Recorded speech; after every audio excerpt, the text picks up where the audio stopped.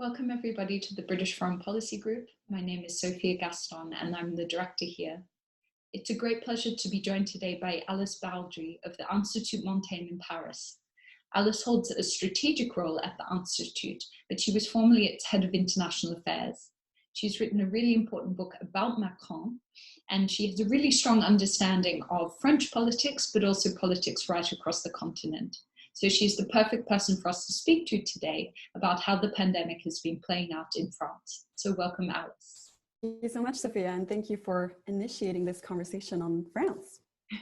So let's start with the political situation in France coming into this pandemic, because I think one of the most extraordinary things is just, obviously the pandemic has tipped everything up on its heads, but there is some degree of importance ascribed to the context in which different countries came into the pandemic. So we obviously in the UK watch on the political situation for Macron's whole presidency thus far does seem to have been quite turbulent.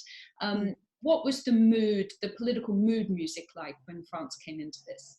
Yeah, see, the epidemic started to flourish at a moment when France found itself in a very particular political context, because we were supposed to hold local elections in March to elect our mayors everywhere in the country, 36,000 of them to be specific, and it's a very popular election as well. Usually turnout is high. So what the government decided to do was to maintain the first round of this election, which was very controversial for the public, since it all came at a time when the state, was starting to announce its sanitary measures, and especially since we ended up not holding the second round after all. And now we're 8 weeks later, it's all pending with the possibility to have them organized for the end of June, but that's still unsure, actually. It may also be postponed to September.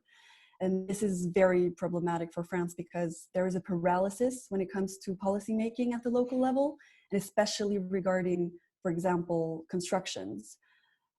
Also, there's another political element to bear in mind. I think as the crisis was looming, our serving health minister, she stepped down to run for mayor in Paris with En Marche. So a new health minister was appointed in mid-February, Minister Véran. And obviously he found himself in a very peculiar place, but thankfully as a neurologist and as an experienced MP, he was easily welcomed, I think, and he was being, very articulate in the media, generating a lot of trust. So he dealt with it quite well, but still it says a lot, I think, about, the political context and the stress that came with it. Plus, as you know, we did apply a lockdown approach, which is a strong political decision to make when you're among the first countries to do it.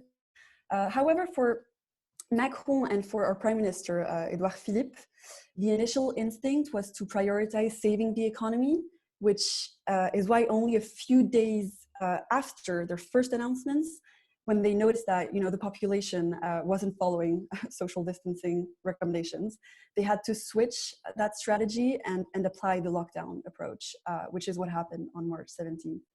And only a few weeks later, Macron announced that it would be partially and gradually lifted from May 11th. So now it's been a couple of days, which is great. But I should be specific, perhaps, the way parts of France are coming out of this lockdown varies. So, for example, I'm here in Paris in what the government has labeled red department. Other parts of France are called green departments. When it comes to red departments, the east of France, the north of France are where the virus has spread most throughout the crisis, including Paris, its outskirts, where demography, of course, is very dense. And these colors, they're supposed to serve as traffic lights, I guess, and show the way. And every 3 weeks, the government announces if the color changes, and it can change or not, depending on the dynamics of the pandemic, also the tensions in the intensive care units and test capacity, of course.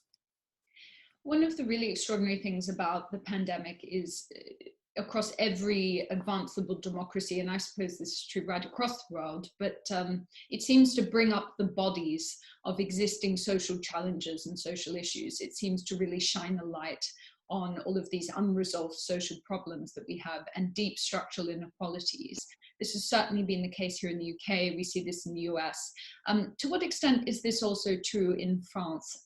How has the experience been in places like the banlieue on the outskirts of Paris? And has there been much kind of political tension and animosity that has been spurred by these inequalities? Yeah, I think from a social standpoint, the most important element to notice in this webinar is that our National Trade Union Center, the CGT, so a formerly communist trade union, it has a really hard line. They share this with La France Insoumise, which is our far left party in France. What they're saying is they don't want companies to reopen at all, nor schools or any other public services. They're threatening to sue business managers if they do, because they think it's putting in danger employees. So there's been a lot of debate. Perhaps you've heard of it regarding what happened in Sandouville, where a Renault factory was unable to reopen because of the CGT, even though all other unions were in favor. So the idea of like nationalizing companies is a predominant ideology now for the CGT. It's becoming increasingly popular. It's very intense. Debates are very heated in the media as well. And I think this is also linked to the economic aspect, because, much like everywhere else, things haven't been looking so good, economically speaking. In the first quarter, 450,000 jobs were destroyed, and the GDP, it shrank by over 5%. We expect it to drop by some more, of course. The state predicts it'll be around 8%. To cope with this, I think Macron has announced some things, but of course for the population, it's never enough. He said there would be economic support, for example, that companies would be able to postpone tax contributions, that there would be no penalties if payments came in late. He put in place, important guaranteed loans, at least 57 billion euros, which have been granted to some, I think, 350,000 companies all over the country. We're now also looking at a partial unemployment mechanism, which would come as a relief to close to 12 million workers, half of which are in the private sector. There have also been, big loans for corporates like Air France, like Renault, and the state is making sure to invest 20 billion euros to recapitalize companies, which, by the way, is a lot less than Germany, for example, where they've allocated, I think, 100 billion. So something you may find interesting looking at this, social and economic aspects, is that we're hearing something very important right now in France. Commentators, they fear that, the crisis will foster a so-called Colbertism, so active state intervention in the French economy. So this has been the talk, and it wouldn't be a surprising posture for Macron, I think. He promotes at the same time liberalism and state intervention. I think that's something I wanted to bring up. So sticking with Macron, you mentioned the sort of, I suppose, the perennial challenge for French leaders in actually ever being able to persuade the French public of their performance. There does always seem to be this tendency amongst French public opinion to be quite hostile towards its leaders, to be sort of impossible to satisfy.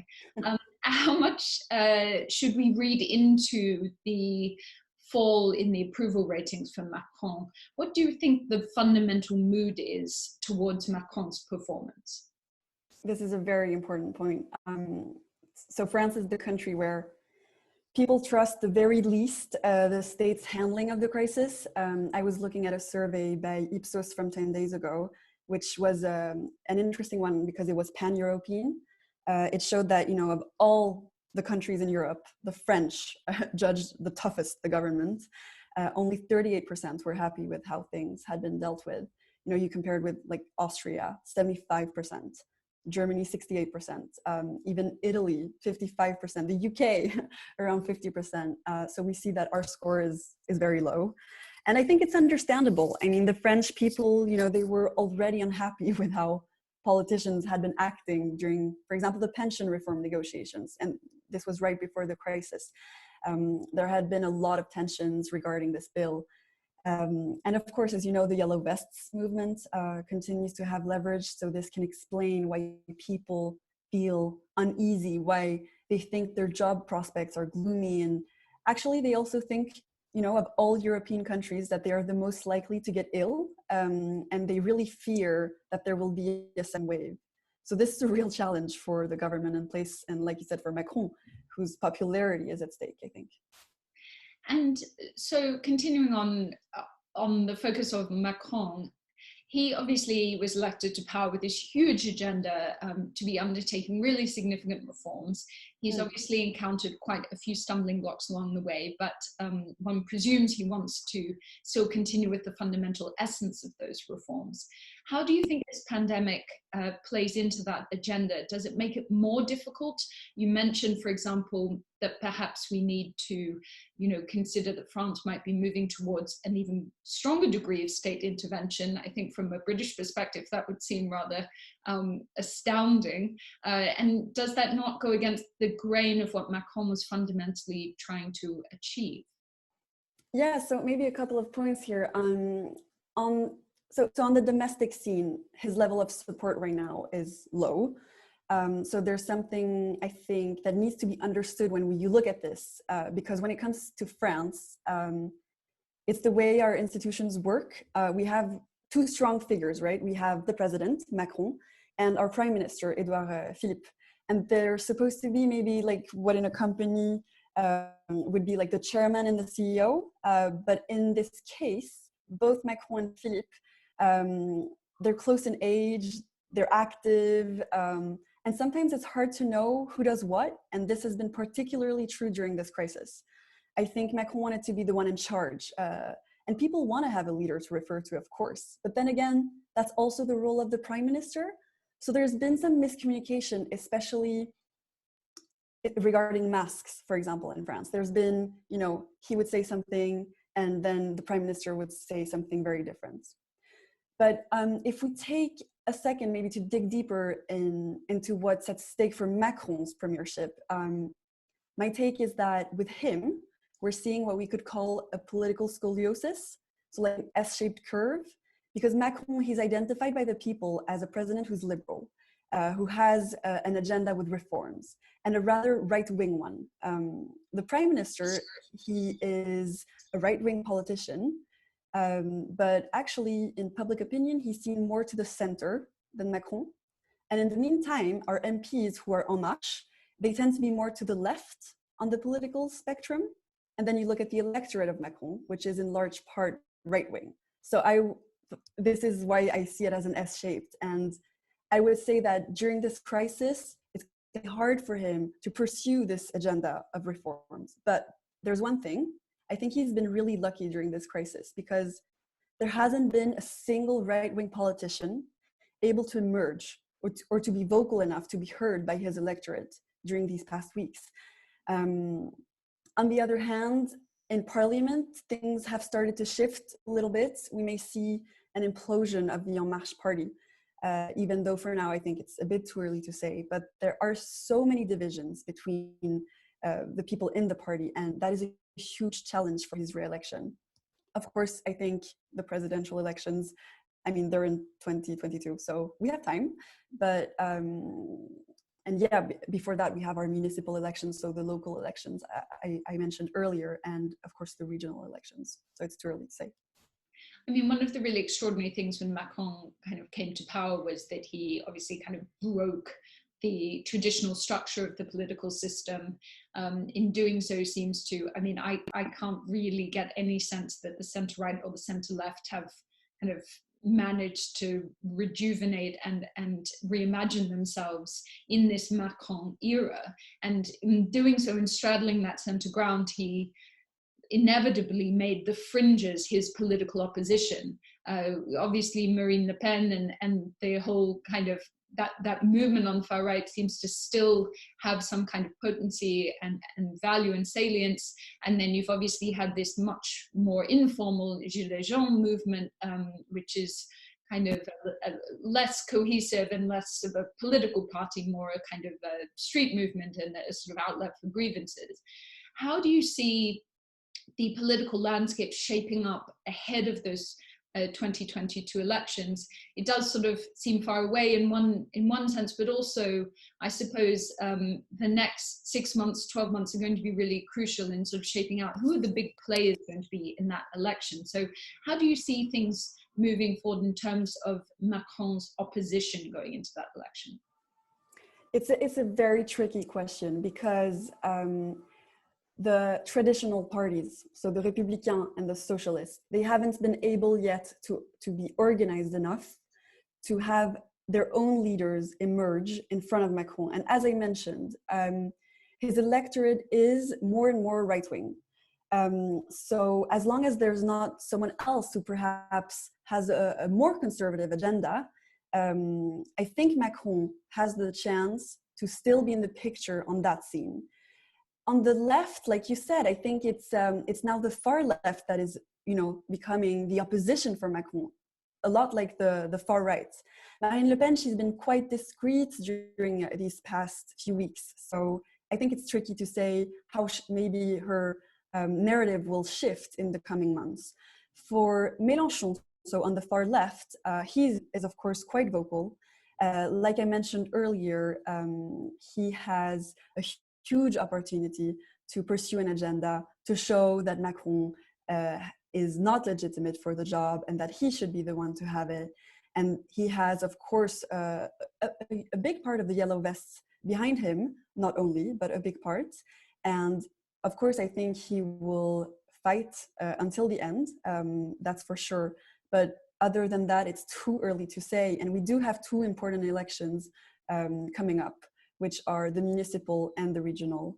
And the way those are looking are strange because some En Marche candidates come from both left and right. So it's hard to say which ones are actually in the center and which ones have different political colors.